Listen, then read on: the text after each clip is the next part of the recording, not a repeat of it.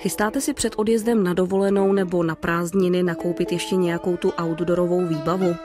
Společnost Na zemi se rozhodla v rámci své kampaně Ušili to na nás zjistit, za jakých podmínek tyto výrobky vznikají. Povídat si budu s vedoucí programu odpovědnosti firem Annou Lazorovou ze společnosti Na zemi, která vyjela zjišťovat pracovní podmínky v textilních továrnách přímo do Vietnamu a na úvod představí, o co kampaň Ušili to na nás usiluje. Kampaň Ušli to na nás, ktorú organizuje spoločnosť Na zemi, bývalá spoločnosť pro Fairtrade, sa zameriava na zlepšovanie pracovných podmienok pri výrobe textilného a odevného tovaru v rozvojových krajinách. To znamená, že vlastne väčšina tovarov, ktoré my každodenne nakupujeme a spotrebovávame, sa vyrába v rozvojových krajinách za nepriateľných podmienok a my sa práve snažíme tieto podmienky zmeniť. Vy jste se nedávno vrátila z Vietnamu a já bych se, než vlastně začneme mluvit o konkrétních pracovních podmínkách ve Vietnamu, tak bych se ráda zeptala, jak z vaší zkušenosti Vietnam teď vypadá? Jaká je tam ekonomická a politická situace? Z mojej skúsenosti je tá situácia zložitá. Pre bežného turistu asi je to bežná turistická destinácia, kde má všetky dostupné služby a dá sa tam nájsť komfort, na aký je zvyknutý aj v Európe. V každom prípade to však nie je slobodná krajina. Je tam silná propaganda, vidíme to na billboardoch alebo na vlajkách, ktoré všade visia, vejú, veľké červené hviezdy sú na budovách. A táto propaganda sa veľmi odráža v tom živote bežných Vietnamcov, práve tých bežných ľudí, ktorí vlastne sú tou propagandou najviac postihnutí už od toho vzdelávania, od detstva až do dospelosti. A tá vedúca úloha strany v štáte, vo vláde, v odboroch, v každej sfére života je veľmi silná a vlastne veľmi ovplyvňuje život tých ľudí. Můžete říct nějaké konkrétní případy, co vás tam třeba oslovilo nebo co na vás zapůsobilo? Určite pre Európana je veľmi nezvyklý spôsob organizácie dopravy napríklad. To je úplne taká klasická vec, pretože tá doprava je veľmi rušná a dezorganizovaná. V každom prípade sa na to dá zvyknúť a je to veľmi zaujímavý zážitok. Na druhú stranu, pokiaľ sa vrátim späť k tým vážnejším veciam, zaujal ma spôsob, akým tam ľudia žijú. Je to taký silný komunitný spôsob. Ľudia žijú na tej jednej ulici a pred tými svojimi domami, kde varia, večerajú, kde sa stretávajú s priateľmi. Na tej ulici podnikajú. Proste celý ten život sa odohráva na tej ulici. Celá tá komunita tam žije, má tam pevné väzby. Čo je opäť zaujímavé, keď si zoberieme tú pozíciu vlády, ktorá vlastní všetku pôdu pod tými domami a túto pozíciu využíva tým spôsobom, že pokiaľ sa rozhodne, že na mieste vášho domu postaví napríklad nákupné centrum, tak vás zoberie a presídli vás úplne na iné miesto do obrovských panelových domov, ktoré vyzerajú ako naše paneláky, akurát sú obrovské, nepredstaviteľne veľké. A tým pádom sa vlastne úplne pretrhajú väzby v tých komunitách, čo je veľmi nešťastné, pretože tí ľudia sú hodení do úplne nového prostredia, v ktorom nevedia existovať. Takže to je celkom závažný problém, ale opäť je to jeden z tých problémov, o ktorých sa veľmi nehovorí vo Vietname, pretože to nie je téma na bežný rozhovor. Kde konkrétně ve Vietnamu jste byla a jak dlouho jste tam zůstávala? Celkovo som bola vo Vietname zhruba 3 týždne. Pohybovala som sa v okolí Hanoja ako hlavného mesta a Ho Chi Minovho mesta, kde sa veľmi koncentruje práve ten textilný a odevný priemysel. Společnost Na zemi nebo bývalá společnost pro Fairtrade už se zabývala podmínkami v Indii a v Bangladeši. Proč jste si teď vybrali právě Vietnam? Vybrali sme si ho z toho dôvodu, že je to pre nás nepreskúmaná destinácia, je to niečo úplne nové. A keď sa vyberieme nad rámec Českej republiky a ponoríme sa viac do tých európskych vzťahov, v ktorých existujeme aj my ako organizácia, spolupracujeme s európskou iniciatívou Clean Clothes Campaign, ktorá sa práve zaoberá tým istým, čím kampaň Ušli to na nás, takže zlepšovaním pracovných podmienok pri výrobe oblečenia.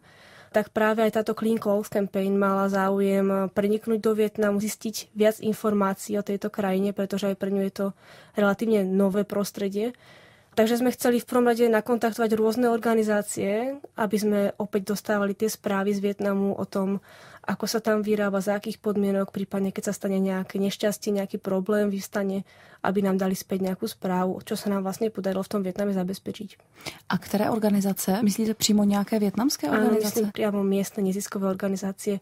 Nebudem ich menovať, pretože máme s tým negatívne skúsenosti, tým, že to je neslobodná krajina, tie naše kontakty sa boja o svoju bezpečnosť a o svoju prácu, takže ich nebudem menovať. Mm-hmm.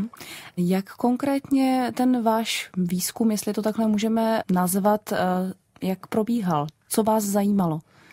My sme tam išli vlastne s dvoma úlohami. Prvou bolo zozbierať informácie a rôzne materiály typu video, fotografie a podobné materiály pre českú a európsku verejnosť. Na základe týchto materiálov ďalej môžeme informovať spotrebiteľov o tých pracovných podmienkach vo Vietname. Tým druhým cieľom bolo práve nakontaktovať rôzne miestne organizácie, priamo od nich získať čo najviac informácií o tom bežnom živote pracovníkov v textilných továrniach, aby sme to mali tak povedať zo zdroja priamo tie informácie, aby sme sa nemuseli spoliehať na prebraté různé informácie od jiných organizací. Jak ten výzkum probíhal, jsme řekli, a teď by mě zajímalo, k čemu jste vlastně došli. Co jste tam zjistili, jaké ty pracovní podmínky konkrétně jsou? Ty pracovné podmienky vo Vietname sú tristné, čo sme vedeli už skôr, než sme tam teda išli, pretože sme spravili taký predprieskum a vedeli sme, že život pracovníkov v textilných a odevných továrniach vo Vietname nie je jednoduchý. Väčšinou sú to mladé ženy, ktoré sa do veľkých miest prisťahovali z venkova, z vidieka. Vekovo sú od 18 do 20 rokov zhruba. Prisťahovali sa tam za vidinou lepšieho života, ale v konečnom dôsledku žijú v dosť otrasných podmienkach. Minimálne pre tú našu predstavu jedná sa o život v maličkých izbách, kde žije 4-5 ľudí, kde iba spávajú a ináč ten život sa odohráva v tej práci, kde pracujú až 16 hodín denne, 6 dní v týždni, čo je pre nás úplne nepredstaviteľné. V niektorých továrniach dostávajú iba 2 dní voľna za celý mesiac. Pracujú za veľmi, veľmi nízke mzdy, čo je tiež dôvod, prečo pracujú také dlhé nadčasy a prečo vlastne oni nejak sa nebavia. Nemajú peniaze ani čas na to, aby sa šli niekam zabaviť, posediť s priateľmi a podobne.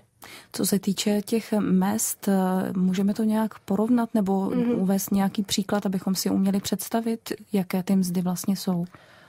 Tá hodinová mzda vo Vietname sa po tých prepočtoch, ktoré máme k dispozícii, pohybuje menej 4 koruny na hodinu. Čo pre ilustráciu človek si povie, že možno je to teda v tom Vietname lacnejšie, ale pre ilustráciu si sa to človek vo Vietname kúpi napríklad 2 vajíčka, čo nie je veľa.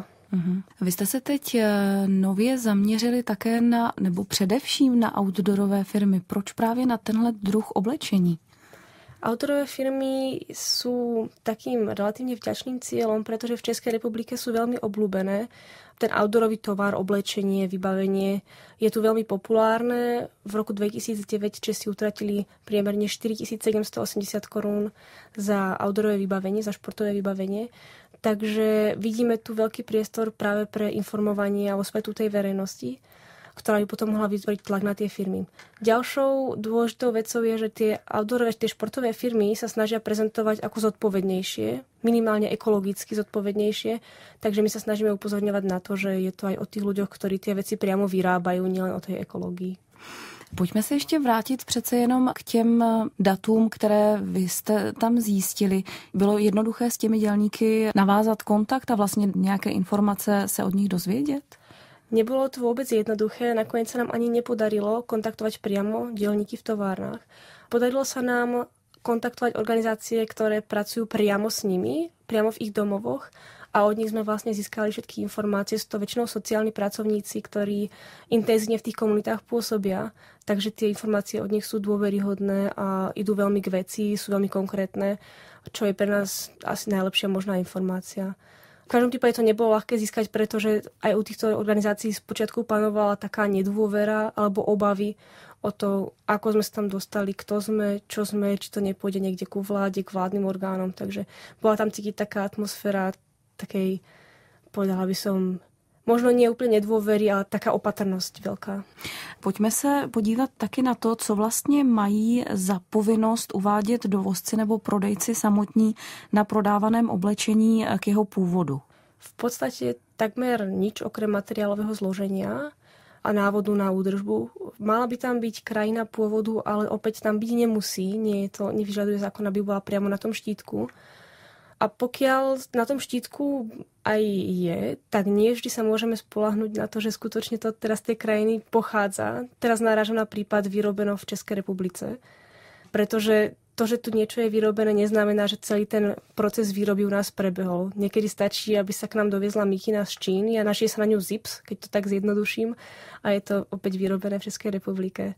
Takisto nemáme žiadnu kontrolu nad tým, odkiaľ pochádzajú látky, ktoré taktiež vznikajú za podmienok, ktoré sú pre nás úplne nepriateľné. Takže co pro vás vlastně bylo jako nejdůležitější zjištění v tom Vietnamu nebo vůbec i v tomhletom odvětví? Asi najdôležitejším zistením bolo to, že ten Vietnam je určite destinácia alebo oblasť, ktorej sa chceme ďalej venovať. Má to zmysel. Sú tam ľudia, ktorí sú veľmi aktívni, teraz myslím miestnych vietnamských pracovníkov, ktorí sú veľmi aktívni, ktorí chcú vymáhať svoje práva, ale nemajú k tomu tie nástroje. Preto sme sa aj tých miestnych organizácií pýtali, ako im môžeme pomôcť, čo môžeme spraviť, či majú zmysel tie kampane v Európe, v Českej republike. A oni nám všetci do jedného tvrdili, že áno, má to zmysel, má zmysel niečo robiť tam, my budeme tlačiť z dola, vy tlačíte z hora a spolu dosiahneme tú zmenu. Takže v tomto zmysle to pre nás bolo aj takým uistením o tom, že tie naše kampane majú zmysel aj pre tých ľudí, ku ktorým sú v konečnom dôsledku mierené. Co konkrétně tedy podle nich je důležité v těch kampaních, které probíhají v Evropě nebo jinde ve světě? Pre nich je dôležité, aby sa o tom dozvedel koncový zákazník, koncový spotrebiteľ a taktiež, aby firmy začali jednať, aby sme jednali my s firmami a aby tie firmy sa rozhýbali a začali vyžadovať od svojich dodávateľov zlepšenie pracovných podmienok. Jaké jsou alternativy? Co běžný zákazník může dělat, když přijde do obchodu? Bežný zákazník môže v prvom rade požadovať od firiem, aby uvádzali pôvod svojho zboží, svojho oblečenia, aby informovali transparentne o podmienkach, za ktorých sa vyrába, čo vôbec nie je zatiaľ bežné, ale malo by to byť súčasťou každého výrobku vlastne, aby sme mohli spraviť to informované rozhodnutie svojim nákupom. Ďalej môže bežný zákazník preferovať výrobky vyrobené za etickejších podmienok, kde už v tejto oblasti sa v Českej republike dajú zohnať rôzne odevy. Za posledný rok sa táto situácia veľmi, veľmi zmenila. Otvorili sa mnohé internetové obchody, kde sa dajú zohnať aj Fairtrade veci, Fairtrade oblečenie, ale aj rôzne iné značky, ktoré majú iné certifikácie, ktoré sú však dôveryhodné, napríklad certifikácia Fairwear Foundation. Tak už aj tieto značky sa u nás dajú dostať a zákazník môže preferovať tieto značky. No a v neposlednom rade môže tiež podporiť kampaň Ušli to na nás. A nám sa s podporou zákazníkov a spotrebiteľov bude určite s firmami lepšie jednať. Budeme mať lepšiu východziu pozíciu a skôr dosiahneme nějakou zmenu. Teď se ještě vrátím k vaší společnosti a chtěla bych se jenom krátce zeptat, vy jste změnili název v dubnu, proč jste ho změnili a na co konkrétně se vlastně celá vaše společnost zaměřuje? Spoločnosť Na zemi, bývalá spoločnosť pro Fairtrade, cíti ten prerod, zmenu názvu ako impuls k tomu, že už nie sme iba tí, čo riešia Fairtrade a podporujú iba Fairtrade, ale to spektrum našej činnosti sa prirodzene veľmi rozrástlo, takže aj tá zmena názvu je pre nás veľmi organická, veľmi prirodzená. Okrem podpory Fairtrade, ktorý stále zostal v našich prioritách, sa venujeme odpovednosti firiem a globálnemu rozvojovému vzdelávaniu. Co si pod tím máme představit konkrétně, aspoň přibližně? Globálne rozvojové vzdelávanie vlastne poskytuje rôzne prístupy a nástroje, ako zahrňať rôzne rozvojové témy do vyučovania, ako ich zahrňať do osnov, zapracovať priamo do hodín. To znamená, robíme rôzne semináre pre učiteľov, rôzne vzdelávacie workshopy pre žiakov, kurz kritického myslenia a podobné věci. Tak to zní zajímavě. A ještě na závěr se zeptám, jestli máte připraveny nějaké další aktivity nebo kam vlastně bude směrovat další aktivita společnosti Na zemi. V súčasnosti sa sústredíme najmä na prácu s firmami, oslovujeme firmy, snažíme sa jednať priamo s nimi. Taktiež budeme pokračovať v oslovovaní firiem, aby zverejňovali rôzne svoje záväzky a svoje súčasné praktiky. To znamená, že prebehne ďalšie dotazníkové šetrenie. V podstate sa chceme ďalej venovať odpovednosti firiem veľmi, a to ako v odevnom, tak aj v hračkárskom priemysle a možno to eventuálne rozšíriť aj do nejakých iných sektorov. Uzavírá vedoucí programu odpovědnosti firem Anna Lazorová ze společnosti Na zemi. Více informací o pracovních podmínkách v rozvojových zemích a možnostech jejich zlepšování najdete na stránkách www.ušilitonanás.cz.